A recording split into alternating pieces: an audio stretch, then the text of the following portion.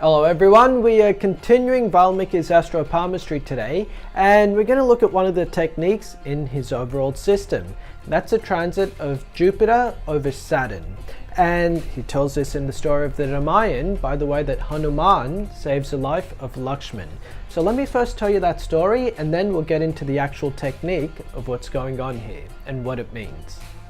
So during the war at one point, Indrajit, the son of Ravan, managed to injure Lakshman with a powerful arrow that rendered him unconscious. He was also able to injure and harm many of the monkeys in the army, including Sugriv, Nil and Angad. And the only survivors of this attack were Hanuman, Vibhishan, and along with a terribly weakened Jambavan.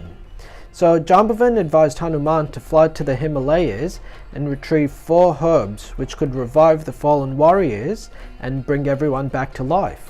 The only condition was that Hanuman needed to travel to the Himalayas and return before sunrise the next morning. And thereupon Hanuman leapt up into the air and flew northwards to the Himalayas. And when he reached the mountain after a long journey, he realized that he didn't actually know how to recognize the herbs that he had come to find. And so realizing that he didn't have time to waste, he picked up the entire mountain with all of its plants and leapt into the air and returned to Lanka. Valmiki wrote that grasping that mountain peak, radiant as the sun, Hanuman resembled the sun. He reached the orbit of the sun and was as radiant as a second sun whilst travelling close to the sun.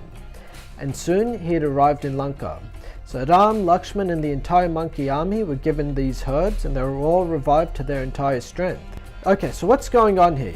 Hanuman, he's Jupiter, whereas Jambavan, Vibhishan and Lakshman all represent Saturn. Ram, he represents the ascendant. So Hanuman's revival of the entire monkey army here, including Ram and Lakshman, represents a benefic effect that Jupiter has on all planets. And the references to Hanuman's resemblance to the sun in this passage, it further illustrates Hanuman's influence on Sugriv here as a solar ascendant. So the way to look at this is that Jupiter, it creates expansion into every house that it transits, whereas Saturn, that creates contraction into every house that it's in.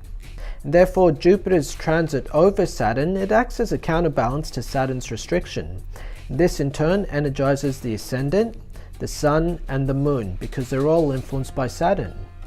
And this transit takes place once every 12 years, and it's a rare opportunity to overcome any problems that Saturn is causing on a person's palm or birth chart. And for most people, this is actually one of the best years of their life, or at least over a 12-year period. This technique is as simple as that. If Saturn is causing you suffering in your life, at any point of your life, on your hands or on your birth chart, then when Jupiter transits this point on your hand, it's going to undo the negative effects of Saturn. It's actually going to revive it. It's going to bring it back to life. And that's all there is to this simple technique. So if you have any questions, put them in the comment section below. Otherwise, hit subscribe. Thanks a lot, guys.